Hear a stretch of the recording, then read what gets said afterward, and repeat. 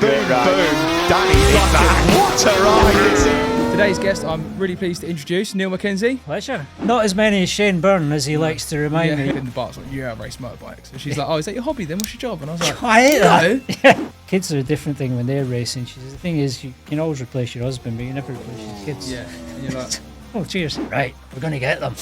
No, Jim, no, I'll gather the troops. We're going to get them. It doesn't matter if you come from nothing and you make it happen yourself, or your parents have got money, or you're giving money. The fact is, when you start racing, you're going to crash, you're going to get hurt, and you have to have something inside you that makes you just want to bounce back. End of '96, won the championship. I got pummeled by security guards. My last season racing was 2000. I was Neil Hodgson's teammate with the GSE Ducati team. And I was kind of, little kids on bikes scared me. He's done No it. way. You did. No. 54. Oh. You've seen my phone, haven't you? Oh. You've seen it. Boom, Danny is back. What a ride it is!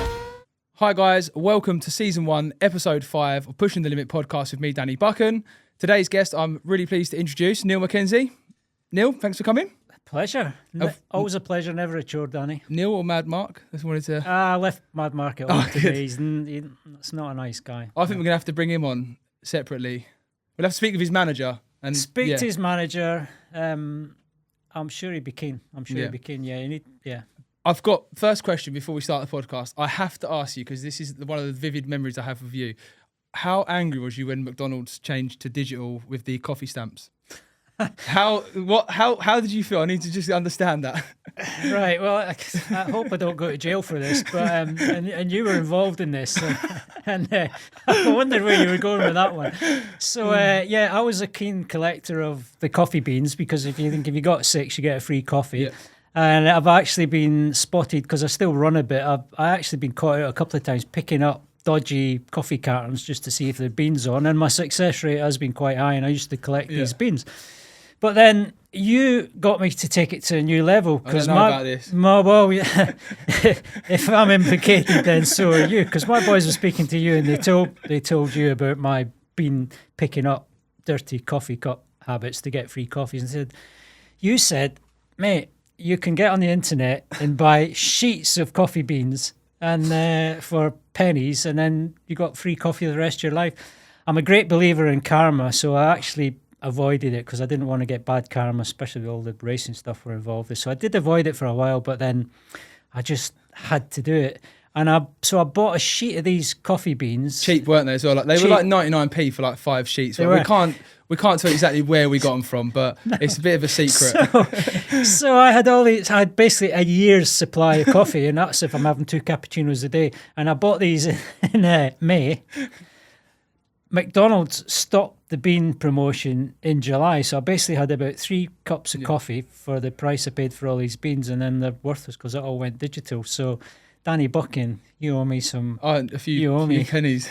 I was really nervous when I used to do that as well. You know, like I used to pull up at the McDonald's window and they'd be like, I said, oh yeah, I've got a voucher, or like the piece of paper or card, and I'd give it to them and I'd be like, really nervous. Even though it's a free like 99p coffee, I used to just still be very nervous giving it, because like you say, karma in our game. I had a bad season that season, so I might put it down to that. Yeah, fortunately I didn't get too much karma from that, but see, you've got Scottish blood in you as well, so I get where you were coming from, and you get where I was coming from, but it didn't work out. Yeah, but then so let's get into it. Obviously, like you won how many championships in total? Not as many as Shane Byrne, as he likes to remind me. Yeah, won 3 British Superbike titles, and if I'm ever in Shane Byrne's company and that subject comes up, he'll say, yeah, but I won 6, and then I'll say, yeah, but you never won 3 back to back. Yeah, but I would have done. I would have done. So all friendly banter. Yeah. But where did it start? Like, where did the motorbike racing start? Like, obviously, like, how did you ever get into it? The chances of me becoming successful at anything were pretty slim. Grew up in a little village in central Scotland, very working class village. And where it all started was I had 3 mates who were a little bit more wealthy than I was that I went to school with that had a bit of a country home, and they had a little bike, the TS125 Suzuki. And I was always interested in cars and not so much bikes, but I ended up at their house one day and I was just blown away with this bike and the fun they were having on it. And I was lucky enough for them to offer me a ride on it. And I basically went down the drive and back And I didn't know at the time, but that just got me hooked Yeah. into bikes. The fact that I didn't have to pedal it was amazing. And this thing made an amazing noise. It smelt brilliant because it was a 2-stroke. And following on from that, these two brothers, Alistair and Stuart Ray, their dad raced. They started to race, and I started to go along, just helping them push the bikes at club meetings, and then got involved that way. Bought a road bike to go to work on. Started production racing on my 350LC at Knockhill, my local racetrack. How much would that bike have been then? That bike was just over £1,000 at the time, but Yamaha 350LC, long before your time, but really iconic bike, arguably one of the best bikes Yamaha have ever built, one of the most successful bikes. It appeared in Motorcycle News one week, double page spread. I saw this bike and I knew I had to beg, borrow and steal to own one. And I had no idea what lay ahead in the future, but managed to get one. And at the same time, a class started in Scotland for racing for these bikes. My two mates, the brothers that were racing, encouraged me to have a go. I think more for a laugh than anything else because I thought it'd be useless. But I thought, why not? So got myself a little club license, rode the bike to Knockhill, started racing, and again, I was addicted to bikes by that point. Then I got addicted to racing, and then just wanted to do it, and just found a way to make things happen after that. But that's where that's where it all started. That's fantastic though, isn't it? Like you could literally ride a bike. You could just ride a bike and go and race it. Like I couldn't imagine. I know there's like sort of street classes now, but I couldn't imagine going and getting like if you got a stock. Let's say you got a stock BMW and road bike and went to even like a club meeting. It'd be hard to be difficult. Probably somebody of like who professional would do well on it, but for like the average Joe who's just starting racing, it'd be very difficult. But would you been competitive then when you could you rock up and you just? Yeah, I was. I mean, you couldn't now because you need tyres, you need to prep the bike. There's so much you've got to do. Suspension everyone buys straight away. Just to make it race ready. And at that point, it was basically tape the lights up, wire the sump plug, and put some blue plates on it, front and a couple on the side panels, and away you go. And you race on road tyres, and because everyone else is on the same. If everyone could rock up on road bikes and race, then it would be fine, but you can't do that. It's just not possible. And the cost was minimal. It was like 10 quid for a race entry. And what if you smashed it up?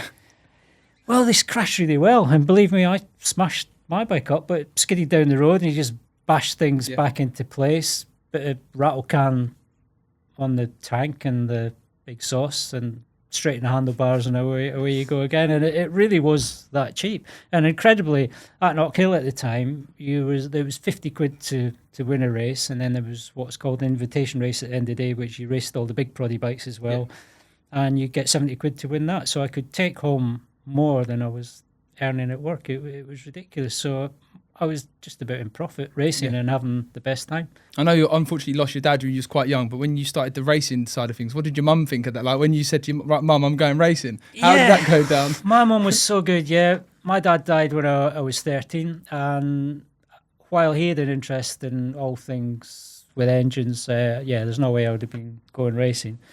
My mum was friends with a family that race, so I kind of had that as a bit of a lever. But she's just such a good mum. She gave me a free hand to go and do what I wanted to do, and her best advice was, don't go too fast, son. All right, that's not really the point, Mum.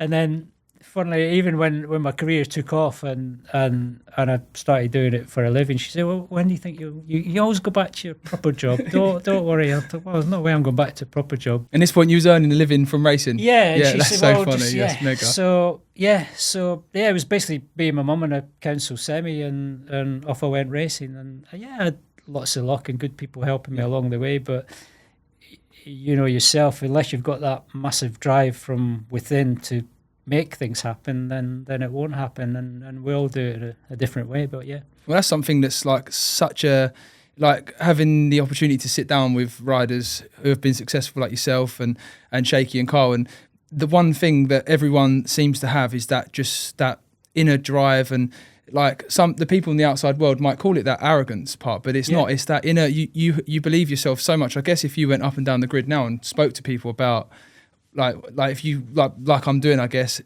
that is such a common thing in what we do. And I guess because of the dangers involved and because of what we kind of risk and how we do it, we have to have that kind of almost inner ego, don't we, to be successful, and that drive that you say, where people say you can't do that, you won't do that, you can't, but you have to kind of. It's so true, and it doesn't matter if you come from nothing and you make it happen yourself, or your parents have got money, or you're giving money. The fact is, when you start racing, you're going to crash, you're going to get hurt, you could get seriously hurt. So it's painful, but psychologically that's not good either. And you have to have something inside you that makes you just want to bounce back. You've had some horrendous crashes, we all have, but you dust yourself down and you rock up next weekend and you go again. And you meet a regular guy. I meet a lot of guys, bike shows, chat shows, stuff like that, and you're talking to them and they'll tell you about one injury they've had in their whole biking career. They might be 40 or 50 years old, and that will have traumatized their whole biking career. And they say, how do you get up and go again? Well, you can't really explain. You just do. It's like you normally understand why you crashed. It was either your fault or someone else's fault. Can we see the data? Show me the data. Yeah, but you always justify it. You don't think, I'm probably going to get hurt again and it's be painful the next time. You wipe it. I guess it's like girls giving birth. They just wipe out and have more. I was literally about to say that. Yeah. Like my wife, she gave birth to the second child, like to Brody, and I was like, right, and she's on the bed holding him. She's like, right, never again. And then like a week later, you'd be like, oh yeah, I'd love a third. And you're like, you're nuts. But it's like that with racing. Like I remember the amount of times I've sat in hospital watching live timing, going, I'm so done with racing. I hate this sport. I'm never doing it again. And then Steph's like, why are you watching live timing? Well, I want to see who wins. Yeah. Well, why? You said you're done. No, I'm not done. But you're not over it. When I first met Steph, that's what she said to me. Yeah. I had a couple of big crashes in 2015, and she was like, people would say, you all right? And I was literally like bruised. My whole left side of my body was just black and blue. And she goes, why are you telling everyone you're all right? You're not all right. And I was like, no, I'm fine. And the next day, she couldn't touch me. I was in a pickle. But you just have that. It doesn't.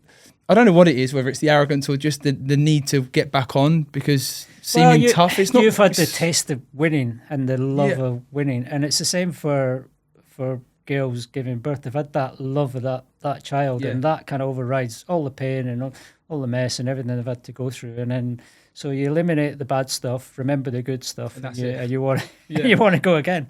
And then let's touch back on obviously your racing career. So do you remember getting your first like MotoGP contract offer? Because I actually went on your Twitter the other day. Yeah. It was really funny, the offer that you got sent through not the telefax. The world's telefax. What is fax. it? Telefax? Is it fax? Fax. Telefax. I don't. I am showing my age. Just shows you showing your age, how young you are. But because I could imagine like now, if I was waiting at if it was like, let's say September, October, and I'm waiting for a contract, I wouldn't leave the damn machine. I'd be sat in front of it all day and all night. I think. Like, do you remember like receiving your first MotoGP offer and being like, wow? Yeah, like, that was what all the hell. Yeah, it was all a bit mad as well.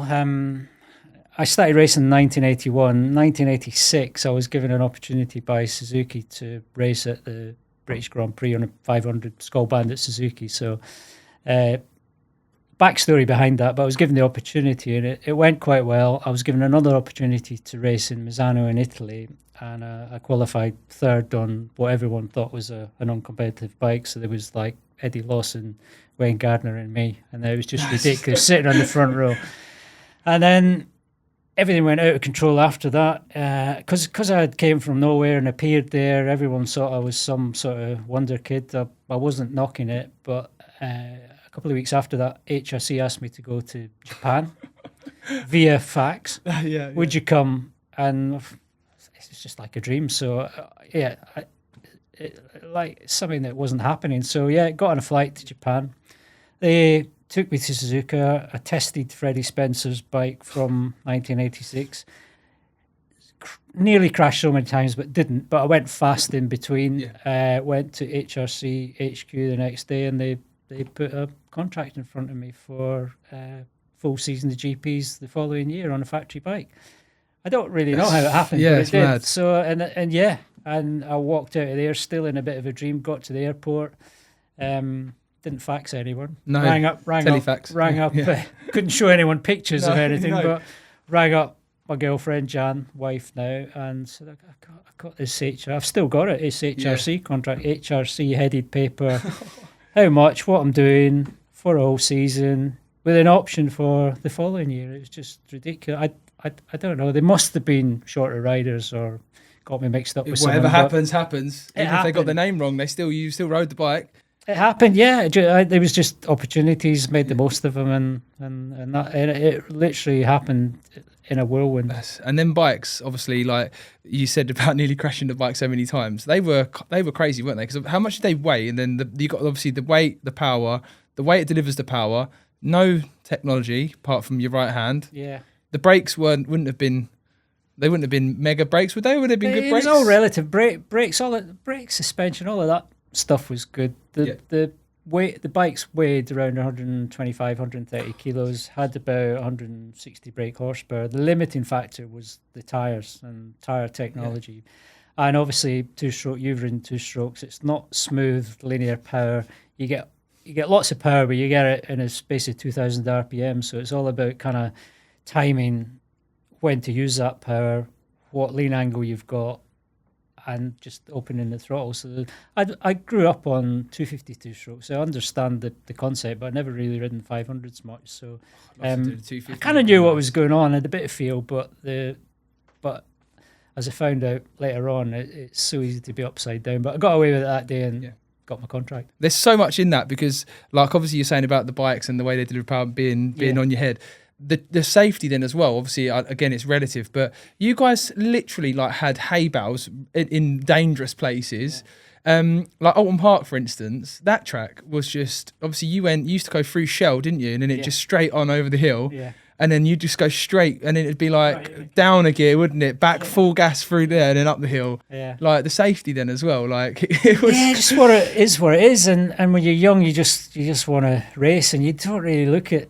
You're just racing. Yeah. As in, that's what we got type thing, and this is it. That's straw bales. I tell you, at the time, straw bales were all right. You get quite a soft landing as long as but some racetracks you went to, and GPs were the worst at that time. You go to racetracks like in Yugoslavia, the bales that were there was a little bit more runoff in some of the British tracks, but the bales that were there were the same bales from the year before, so they're basically solid brown lumps.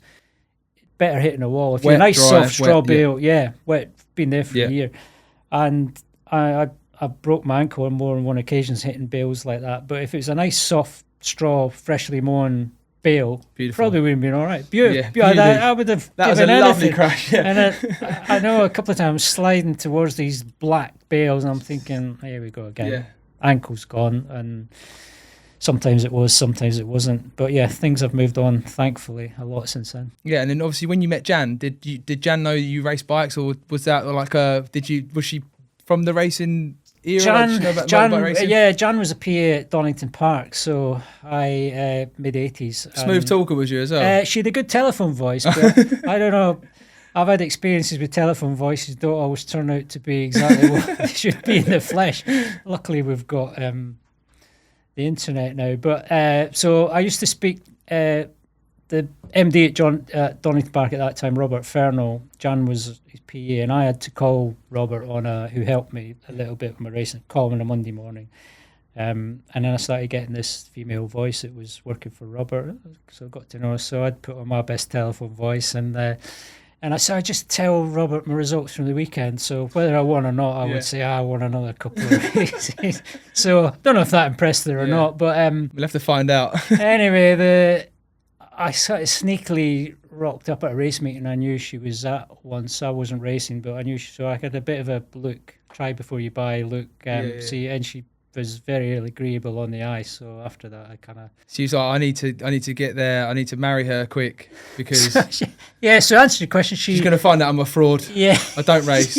Don't win. Yeah, I had to do a little bit of backpedaling. Actually, the results were not quite where it seems, but so that's where it all started. So she kind of didn't know her race, but I lied about my results. It's funny because I can relate to that with Steph. When I met Steph, I was like, in the bar, I was like, I race motorbikes. And she's like, oh, is that your hobby then? What's your job? And I was like, I hate that.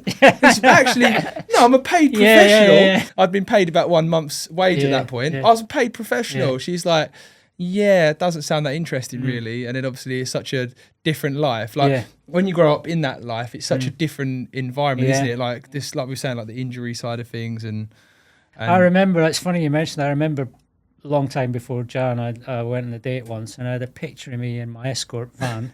If you're old enough, you know what an escort van is. A picture of me racing just happened to be in the centre console, and quite liked this because she picked it up and she went, "Who's that?" I said, "It's me." She says, "Yeah." She says, I can't be arsed with any of that stuff." And she chucked the picture, and I just thought, I was driving along, thought, "You're dumped."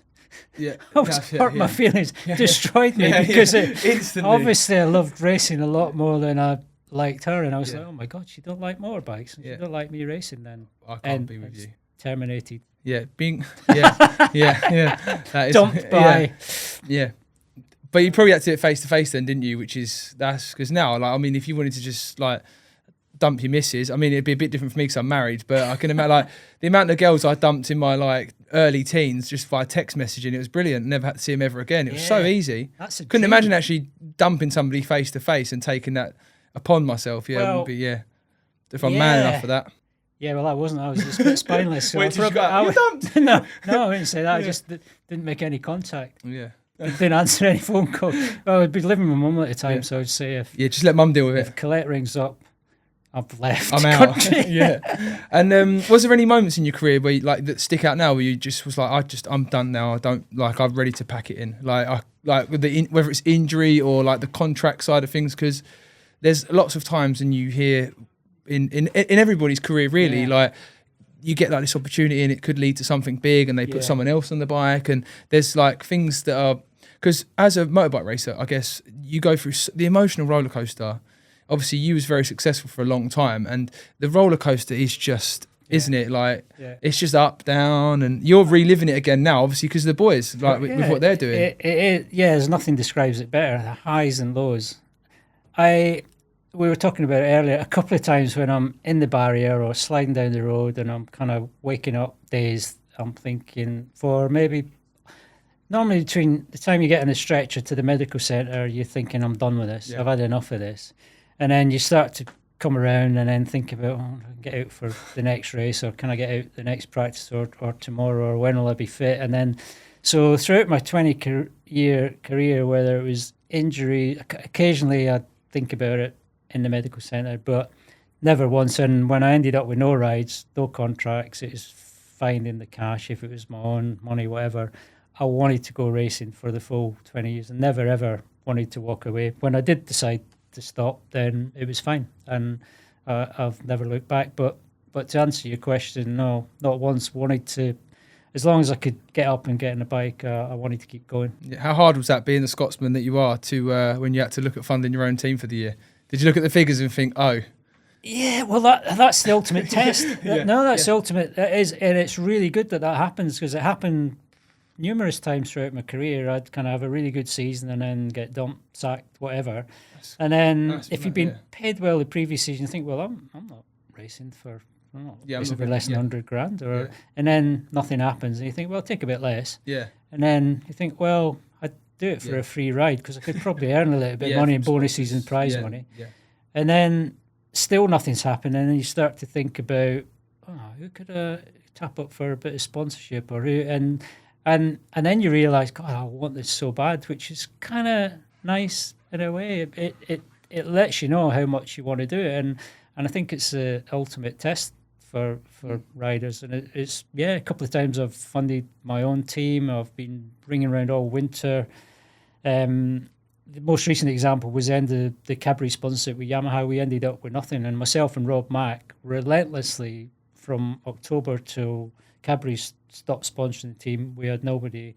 From October till the following March, we were flat out, and nothing happened until the very last week. Richard Branson and Virgin come along, and then that was another era in racing with Virgin being involved. But so I've been there and quite enjoyed the fact that I know how much I wanted to race, and that if you're kind of half-hearted about it, then you shouldn't really bother. But if you want it more than anything, then And how was Rob Mack your team boss at one point? Did that? Yeah, so he was your team. Yeah. And how was that? Well, because he's got some brilliant stories. Yeah, he will. On his Twitter. Rob and I had we were best mates before we did GPs in the 80s, and Rob was a bit of a mentor when I first got into GPs. So spent a lot of time together, trained together, raced together, spent time together in between races, and then our careers went off in different directions. And then when I came back to BSB in '96, Rob became my team manager, and I came back with the intention of winning, and at times I was maybe more ruthless than I should have been with teammates and getting what I wanted. And so we had a bit of it challenged our relationship. But I won 3 titles for him and the team, and I think he would understand that. And then when we came out at the end of that, then we're best mates again. But he was a good team boss. He understood as an ex-rider and an ex-British Superbike champion what it takes. He understood riders, and his best thing about being a team manager was that I was always in a 2-rider team, and whichever rider was having the tough day, he'd go and see them. He'd have a cup of tea and support them. Anyone that's going well, you don't need pat in the back. No, you're just happy. And he would, if that was me, he'd leave me alone. But if I needed a bit of help, he'd be around. So he was really good like that. Whereas I've been in other teams, Grand Prix teams, where the guy that's doing the best is the guy that's got everyone around him, pats in the back, and then I've been the guy in the corner. No one's putting your bike in a stand, and you need a bit of support. Yeah. And that's where Rob identified that was the best thing about being a team manager, because everyone loves a winner, but these guys, they're happy if you're winning. So that was his, and I recognise that. Yeah. And what was your persona like? Like, that's one of my questions as well. Like, how in your, like, obviously when you was racing, was you a bit of a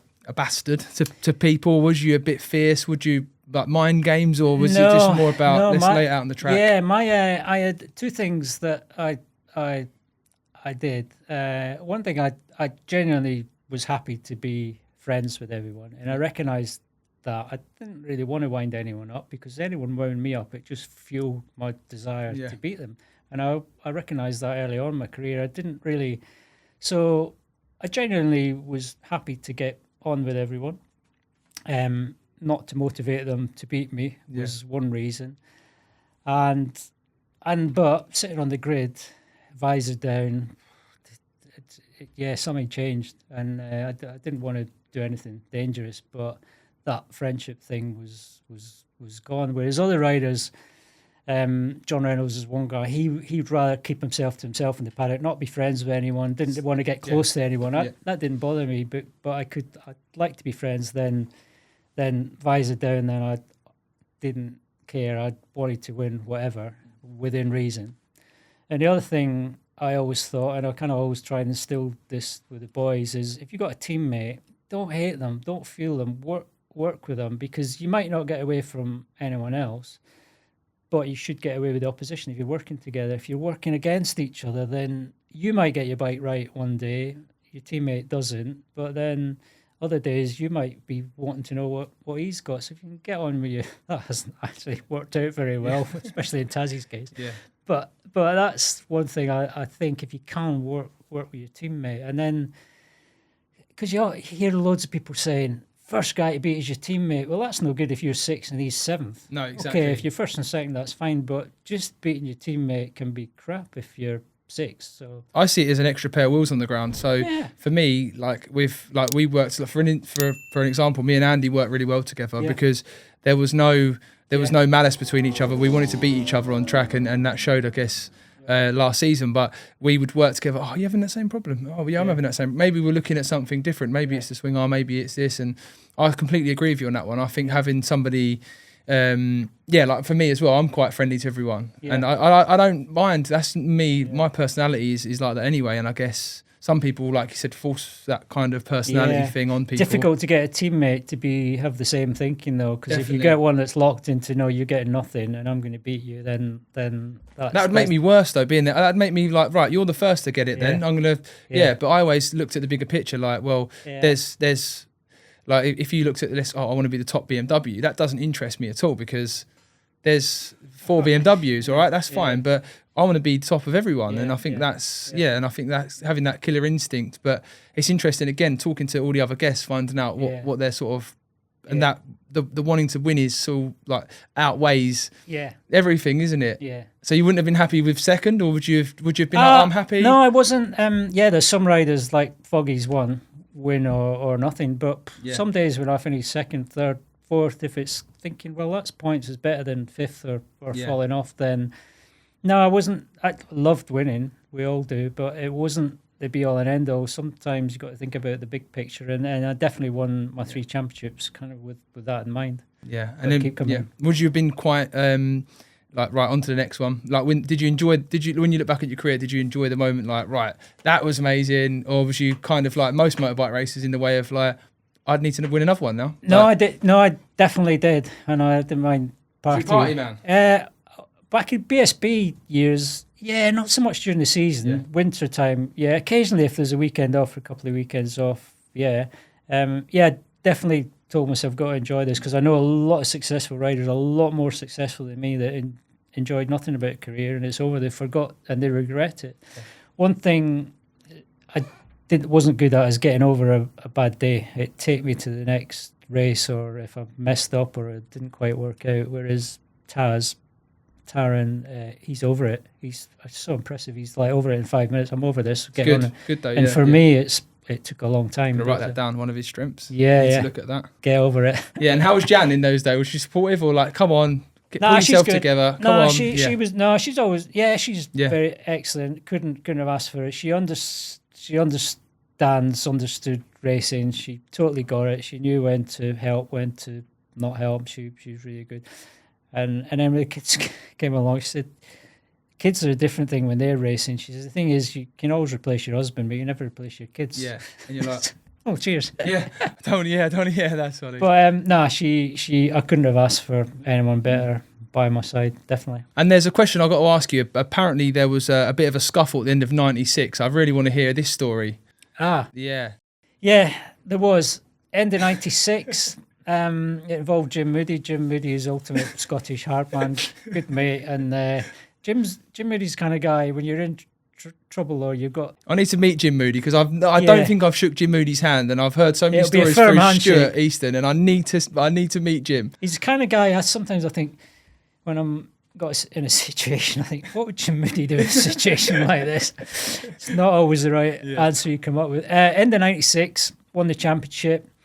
James Whittam, my teammate and best mate, finished second, played in his band, fair play. It would have had a struggle to do it, but he celebrated like he had won the championship, played in his band, a great big marquee in the middle of Donington, all going really well. Myself and James Whittam nipped outside for a comfort break out the back of the marquee. We had a few beers, obviously, and there was a security guy's van sitting, taking over. And we didn't actually say anything to each other, but we both thought, well, I certainly thought, we need to drive this van in the infield at Donington Park. Everyone watching? There's a few people out, but most were in the marquee. But the important people that were watching were the security guards. So he jumps in the passenger seat. I jumps in the driver's seat. I basically about to shut the door, and my collar just went, oof. Whittam gets out and ran away. Didn't have you back then? Didn't have my back. So I got pummeled by security guards. I was a bit numb. I didn't feel it, but I deserved it. It shouldn't have been. It was, but I just thought it was funny at the time. I had to do it, so it didn't work. So I staggered back into the marquee. It was a bit like Gangs in London. I could get back in there. Smashed out, collar everywhere. Jim Moody was one of the first people I met. He goes, "What happened to you?" So I said, Jim, it's all right. It was my fault. Right, we're going to get them. I go, no, Jim, no, I'll gather the troops. We're going to get them.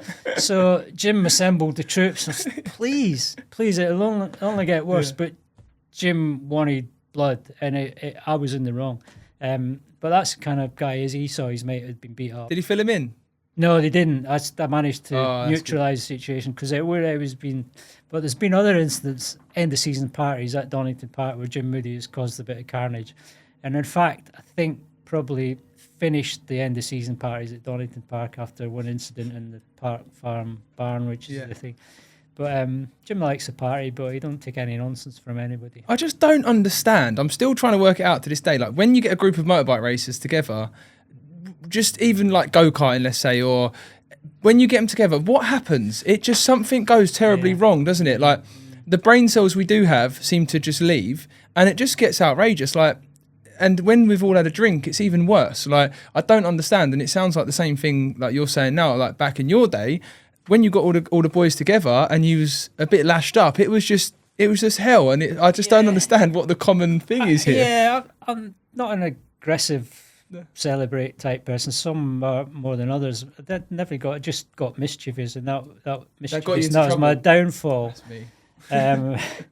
But I think without realising it over the years, because we've all raced for a lot of years, you pre-programmed for this adrenaline, live life on the edge. I'm really good mates with Kevin Schwartz, and Rob Mack actually identified that with him. He loves being on the edge, whether it's tweaking your nipple or pinging your ear, just winding people up. Yeah. He liked that fact he's right on the edge, and that came over in his riding, and probably why he's so successful. But I'm not really like that. But he liked that on the edge of danger scenario most of his life. So we're going to move on to a little section. It's new for this episode of the podcast, and it's just a track review. So I want to ask you, what is your favourite track? Whether it's worldwide, whether it's UK. Obviously, it's Knockhill first, but we'll talk about another one. No, I've got like the Yamaha 350LC. I've got Knockhill to thank my career for. Because it wasn't there, it wouldn't have happened. Favourite track in the world, partly because it's been good to me results wise, but partly because I love it. Yeah. And you've been there, is Suzuka in Japan. It's figure of eight, so you've got a good balance of rights and lefts. It's uphill, downhills, hairpins, chicanes. It's just everything connects beautifully, doesn't it? It's just right, isn't it? And I just love that racetrack, and I that's where I went for my first test with HRC, and within a few laps, I've got some riders don't get on with it. I thought I've got a good feel for this, and I really enjoyed the track, and I always went well there. So I think if I had to choose one, that'd be it.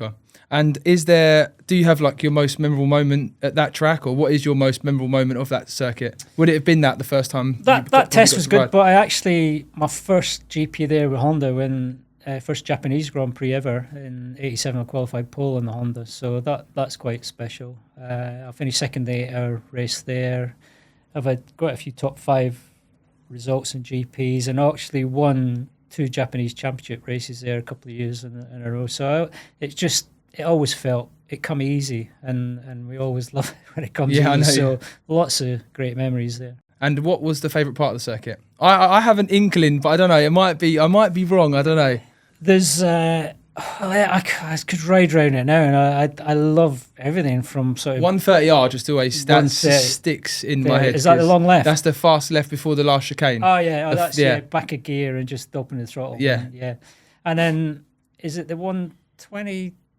The long Dunlop corner. Is that the long left? Bottom end of the No, that's you go through turn 1, flip flop, and then up a hill and then right, and then round a long uphill. Left, that the whole circuit, and then obviously it connects down into that tighter bit. The whole circuit.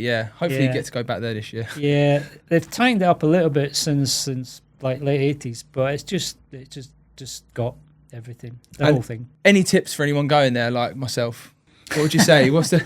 It's what you've got to let it flow, haven't you? It's one of these you can't attack like it. Donington. And just let it flow. It's one of these let the brakes off and then follow through everywhere rather than braking late, and because that doesn't work. It's really flowing. It's all about flowing. Some tracks you've got to attack, but that's not one of them. It just comes from like momentum. Actually, leading on from the Suzuka, it's good. The good question actually is with the tyre side of things. Like, so currently, if you go to Suzuka, obviously you've got like Bridgestone, Pirelli, you've got the different manufacturers, and kind of the best teams get the best tyres as such. Yeah. Was it like that in your day? Like when you was racing, would the top teams get the best tyres, and would the lesser teams, so to speak, get like different tyres? And what was that like? Because obviously that was a big part of everyone's career, wasn't it? The situation then was complicated. It's so nice now with the one make tyre rule because every rider knows they're on the same tyres. In 87, 88, 89, 90, 92 I rode for factory teams, and the rule, and these teams got the best tyres for Michelin, but only the number one rider.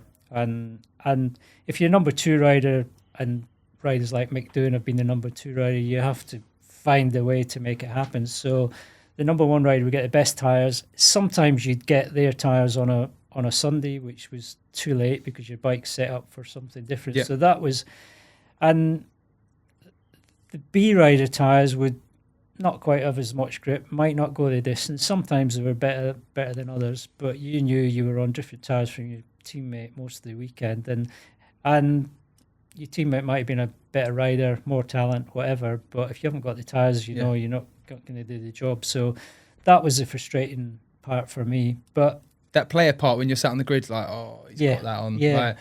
Like, frustrating. Level things out a little bit when it was wet, but when you're kind of, you know that he's got a 597 and you've got a 592, and you see that number and you just know that's the tyre, and you're not getting them, and it doesn't matter. So and that was the rule. Michelin were in control, and that's one of the reasons that the one mate tyre rule came along. Because Sorry, go on, finish. Yeah, Michelin did that, and then they were taking it to another level. They're having tyres made overnight, and that's what I heard. Yeah, Dunlop, Pirelli couldn't compete with that, and so it became unfair. So. But yeah, in my day, but like I said, maybe I needed to make it happen and become a number one rider. But other than that, bikes, staff, equipment, it's all the same, but the tyres, and as you know, the tyres at the end of the day are what can win or lose. Because that could have been like extra motivation, I guess, if you turn it on its head a bit, I guess. Like, well, if you're on that tyre, yeah. But did you ever look at that guy? Well, that's a second a lap. I know that already, or is that half a second, or was it just you didn't think about it? You never really knew, but he never really knew. You just knew, just give me the same tyres, or put him in my tyres, or give us all the same tyres. And then it was so frustrating. So it's frustrating, and maybe psychologically that affected you, where maybe your tyres were as good, but you knew your tyres were different, because obviously crew chiefs talk, and Kevin's getting this today, or Wayne Gardner's getting this. Can I get one? No, you can't. It's just there's only 6 this weekend, and the A riders are computer says no. Yeah, computer says no, mate. Try again next year.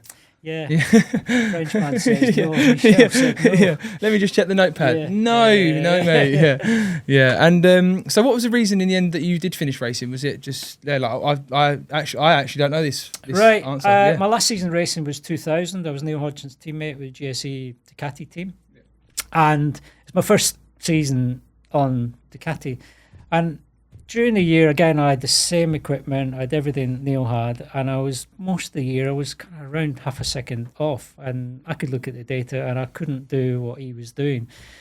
And I thought, maybe it's just, I was on a Ducati, I've always raced 2-strokes or high revving 4-strokes, 4 cylinders, and I couldn't really figure out how to ride this bike, and it might have been trying to teach an old dog new tricks. So as the season was going on, I was okay, I was top 5, but I wasn't podium every weekend, and that what I'd been used to. And towards the end of the season, I had a couple of offs, nothing that stopped me riding, but they hurt. And then Cadwell Park, very close to the end of the season, the throttle stuck open, and I ended up in the tyre wall at the gooseneck. Again, I rode the next day, but I was so beat up. And then I had 2 young kids, and I'm thinking, I've had a good career. Yeah. I didn't really enjoy the crashing anymore, and no matter how safe I can make it, if something goes wrong, then I could get hurt. And then I spoke to a couple of people, Mick Grant and Roger Burnett, 2 guys I knew at the time, and I asked the question, how do you know when to stop? And they both said, you're ready to stop because you've asked the question. Yeah. Because you never even, it's like we talked about before, where it was injury or money or whatever, I'm racing. And they said, yeah, you're ready to stop. And I thought, oh yeah, you're probably right. So Colin Wright is my team manager at the time.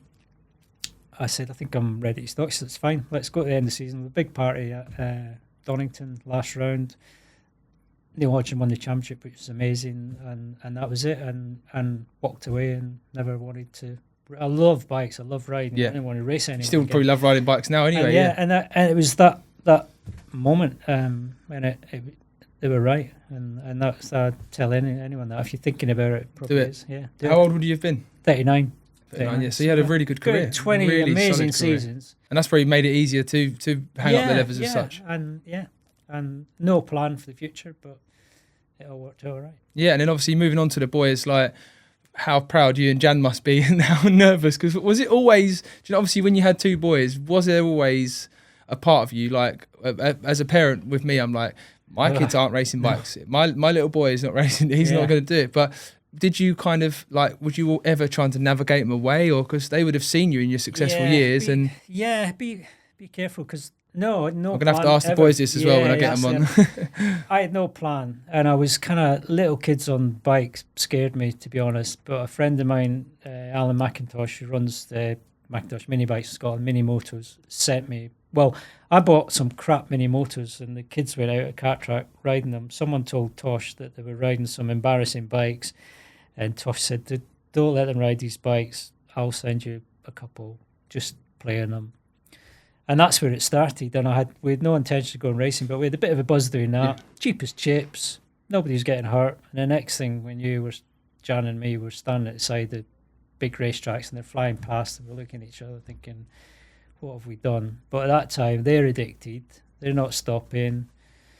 So, and it's been a roller coaster ever since. But around that time, we had a conversation, both of them, like, we're doing this. This can be dangerous. The consequences. And they both said, we know, and we'd much rather take a chances, and we'd love it. We understand that. Let's keep going. So. Yeah, because it's a tough one, isn't it? Like, I always, like, for me, speaking of personal experience, like, I talk of my career, but it was always like, my friends were off doing other stuff at like 14, 15, 16. But because I wanted to be a motorbike racer, I had such a different... I channeled all my energy into being a motorbike racer, and I kind of got out of that kind of like getting into trouble side of things. And I think what we do as racers, obviously, it is very dangerous, and you have to pay a lot of attention to it. So I think it gives you such good life skills in general, talking to people, dealing with emotions, dealing with tough situations, like dealing with anxiety, nerves. Like, I think it's such a strength. Like, Taylor will probably say that now as well in his new venture, what he's doing. Like, his racing career has probably helped him so much. And I think, it is as tough as it is sometimes probably to watch your kid. Like everything you said, definitely life skills. The good guys, the bad guys, what things cost, and always made them aware of that it's not happening. And obviously the commitment as well. And that was a good test. Again, do you want to go racing? Well, you have to kind of get up before school, do a little bit of training, behave at school, do your schoolwork, do everything, and then we'll go racing at the weekend, clean your kit. If you don't do that, then we're not going racing. They could have said, I'm not bothered, and then God knows what would have happened. But fortunately, they were up for it. And so it made their early years quite easy as far as parents to look after them. And it was a good investment because, again, we talked before, they're looking for excitement, especially boys, and could go off doing other stuff, but the racing was something that I knew about and I could help them with. I bet he was like, please don't. We've not got to go for another 20 years of this. Because it's like we said, like, I bet even now, like, you feel if Tarran's having a bad race now, you feel it if he's having a good race. And how was the British Championship win? Do you know what? Before that weekend, actually, I said to him, I think you're going to do this. And he said, what do you mean? And I said, you've won Supersport. I said, you've won other championships. I said, going to bed tonight, the feeling that you've got to deal with tomorrow when you get on the grid. I said, none of the other boys have. Yeah. And he was like, I was like, I think you're going to win it. And he was like, and I probably shouldn't have said that to my competitor. But I truly, like we were saying, being friendly away. Like, I'm friends with Tarran and Taylor. And I genuinely said to him that. And he was like, and he obviously he did it, not through my words of wisdom. But how was that for you? Obviously, it was upset. It was just a British champion, Yeah, amazing. I mean, you set out to try and win the British Superbike Championship, but the chances are so slim. You need everything to line up. You need a good team. You need everything. I was nervous all weekend. But he carried everyone, his crew chief, the team through the weekend because he's so relaxed and nothing stresses him. And that was the one weekend he should have been nervous and stressed, but he just got on with it and got the job done. So, but you're right, and you can win it as well because you know how to win championships and you've been there and done that. So you did. You got to think about these things. But absolute buzz, and it's 25 years since I won my first championship. Everything, it was just amazing, mad. So it was special, and it's a lot of stress, and especially for his mum. But for those moments, incredibly special. And would the boys lean on you ever throughout their racing career? Like, was there anything in particular you remember saying to them, or like any advice you'd say, right, boys, like, just remember, like, it's a long race, or like, was there anything? In the early days, but as they get older, they're their own men, and I try and look at other parents and what they do wrong and try not to do that. So just try and back off and little bits and nuggets of advice, but basically just opinions sometimes rather than telling them. Taylor told me quite early on in his career when I was coming revving one day about doing this and doing that. He says, don't just come in like that. Just tell me what I should be doing and I'll do it, rather than you don't tell me what I'm doing wrong. Tell me what. And I thought, I had to go outside and have a chat with myself and come back in and I've been all right from that moment on. That was like 10 years ago. So I just kind of they've always had good people around them. So that, but yeah, I never really forced my opinion. And I've worked in teams as well. And there's nothing worse than working with a rider and he goes back to motorhome and his parents try to brainwash him into something else. So that's something I'll never do, because you're defeating the object of having a good team. So that is quite an important thing, and I've always been aware of that. So yeah, help when I can. Early years you can help a lot, mainly keeping things safe, and then afterwards it's up to them. It is like that, because when you're racing, you just want support. Like if you're having a bad day, you don't want your wife or your family or your mum or your dad to be giving you more stick when you get back to the motorhome, do you? You want them to be like, mate, don't worry, take yourself away from it. When you come back again, we'll look at the bike, we'll look at the data, blah, blah, blah. Yeah. We'll look at obviously going forward and trying to do the best you can. But yeah, I've had so many heated rows with my dad, and now I just say I'm a professional. Go away. Yeah, when you get old enough and you get bigger than him. Yeah. One thing I did, it happened quite early on. Unfortunately, I used to see the kids weren't having a great result, a great day. Inside a little bit mad mark, not happy. And while I wouldn't shout at them or anything, they could probably feel that I wasn't happy. And I saw other parents, and no matter what the kids do, big pat in the back, that's brilliant. And they were just nice to them. When they were young, like 11, 12, 13, I thought, and they were actually becoming more successful. I thought, that's the future, And then I changed. I made a conscious effort just to try and do that. And I swear straight away it was better. They were better. They're more relaxed, because you can turn it into a bad experience. If they don't get a result, Dad's not happy. And I thought, oh God, what am I doing? And then it honestly it transformed them. Just giving support, like you said, rather than giving the hard time. They don't need a stick. They just need a bit of support. Young kids. Yeah. Important years, and make it a good experience, and it's only motorbike racing at the end of the day. Yeah, right. So now we're going to jump into this little quiz I've mastered up. But I've telling you earlier, I've tried to be. Part of me thinks you're going to just absolutely smash through it. Obviously, we did speak about earlier about putting like a tenner on each question, but I've took that away because I ain't got 50 quid on me. But so I'm going to test your racing knowledge a little bit, and I know. Being on your team at the NEC before in a question of bike, I know you're quite knowledgeable with the old racing. So my first question is, how many race wins did Valentino Rossi have? Oh, God. Yeah, I think you might. I think this is quite particular. Total in all classes. Total. Not going to get the answer to that, but I'm going to stab at 130. What was that? That's not close. Right. It's below 100. All right. Just 89. Right, no. That's the tenner you owe me. Well, that was Robbie. I wasn't close, yeah. How many did Doohan have? This is question 2, sorry. How many did McDoohan have? Right. I've got a number here. Yeah. 54. Oh, yeah, he's done it. Way. He did. No. 54. Oh. You've seen my phone, haven't you? You've seen the... No. Don't know where that came from. If you don't get this, I was trying to think about this earlier, but I'm sure you're going to get this. Who was the 1986 500cc MotoGP champion? 1986. 86. Yeah, Eddie Lawson. Yeah. And how many championships did he win in total? 4. Oh, that's easy. Yeah. This is a bit of a silly one, but how many lefts are there at Donington Park? Yeah. It's not hard to work out. Do you know top of the head? Well, I have to kind of... I think there is 5. I think there's 5. I think I've worked out 5. I might have got that wrong. Listeners, if you're listening and it's wrong, that's fine. Yeah. This is a good one. How many podiums did Taz have in BSB? Podiums. Do you know how many race wins he had? 16. 35. 40. All right. That's pretty close. Yeah. Must have missed. Yeah. You weren't there. You're stomping around that mark around the circuit. And that's it then, all done. Right, okay. I'm glad I got some right. I've got everything out of you that I wanted. And obviously, thanks for being a guest on the podcast. Absolute pleasure. Enjoyed every minute. Well done. And obviously, get yourself back up to the Midlands. What are the boys up to at the minute? They're doing a bit of training, aren't they? Yeah, they're in Girona, a little bit living the dream, bit of flat tracking, going around in circles, and then, just in the sunshine, we're here in the miserable British winter. And for those who don't know, Tarran's off to World Supersport this year with MIE Honda. MIE, Borowaki Honda team, Supersport on a Honda. So, whole new adventure for him. New bike, is it, this year? It's a brand, as far as I'm aware, Yeah. it's they've had the bike in the Asian and Australian market for the last couple of years, CBR 600, that's upgraded from what was last on sale in the UK. So we race a version of that, and then in 2024, apparently they've got a brand new bike, but their HRC are officially back in Supersport in 23, and Taz is on a bike the best they can provide. So no expectations, and we'll see where it goes. Yeah, because obviously you've got to learn some of the circuits, I guess, and Yeah, that's right.